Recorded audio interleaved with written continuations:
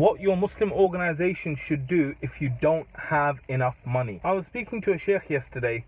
He wanted some advice on this amazing dawah project that he's doing. We were talking about things and I said to him, look, if your dua could be answered and you could have whatever you wanted, what would you like to happen? And he said one thing. The first thing is that I would like massive awareness for my project. The second thing he said was that he would want money. Obviously, with a lot of the shuyukh and the learned people, they're not really in love with money or anything, but they know that money has this kind of power. I call it like stored up energy, right?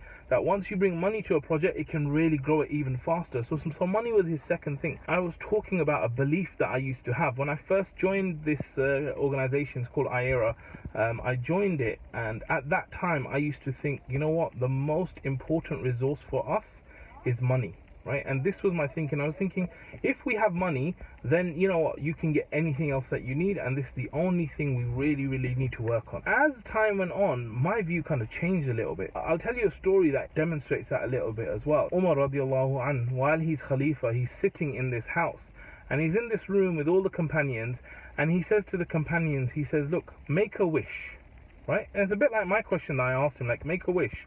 And the first companion, he said that I wish that this room was filled with gold so I could spend it in the path of Allah. Right? Amazing, right? So he's not even wishing that I wish I had all the money for myself. He's wishing that he had gold that he could spend in the way of Allah. Then he said, make a wish again. And then the second brother, he said, I wish that this room was filled with jewels and pearls so that I could spend it in the way of Allah and I could give it in charity as well. And then Umar said, okay, make another wish. And then the companion said, you know, Amir al-Mu'mineen, we don't know anything better than this. Like, tell us, what is it? He said, I wish that this room was filled with the people, the likes of Abu Ubaidah ibn al-Jarrah. Right? And then he also mentioned Mu'adh ibn Jabal. So he mentioned different people, and he said, I wish that this room was filled with people.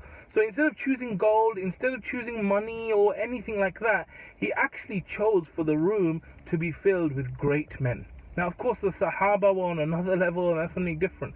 But my point is that I believe that people are more valuable than money. So when it comes to organizations, when it comes to resources, when it comes to anything like that, the most important resource that you need is actually great people. And I believe if a company or a business or an organization has 3 great people, I think they can transform the world. I think they can transform that company.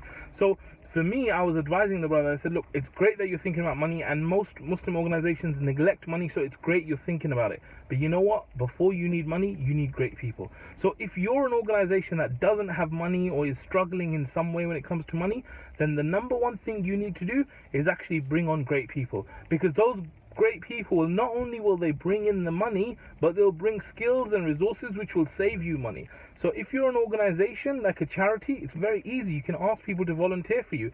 If you're a non-profit, you can still get people. There's organizations I know which are built on volunteers even though they're a non-profit.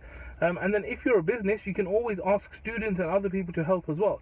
If you're a lone businessman, then I would say that rather than spending on other people and you can't get people in, develop yourself, build the skills yourself. And we're lucky, we live in a world where it's completely free and easy to get resources of the internet and learn anything. So the big thing I would say to you and anyone else that is having any issues when it comes to money in their organizations is get people on board, build their skills up, build the trust with them, and work with them to achieve everything you need to in your organization, including money. Jazakallah khair for watching. Assalamu alaikum wa rahmatullah.